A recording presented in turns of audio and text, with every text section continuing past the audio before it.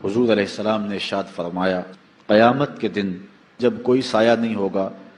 7 اشخاص کو اللہ تعالیٰ جل شانہ اپنے عرش کا ٹھنڈا سایہ نصیب فرمائے گا۔ ان میں سے پہلا عادل حکمران ہے، دوسرا وہ جوان جس کی جوانی اللہ کی یاد میں گزری، عبادت میں بسر ہوئی،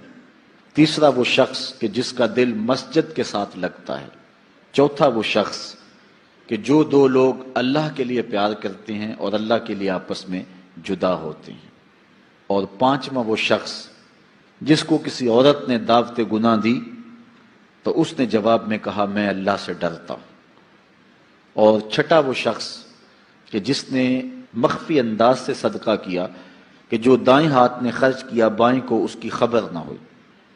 اور 7واں شخص کہ جس نے تنہائی میں بیٹھ کے اللہ کا ذکر کیا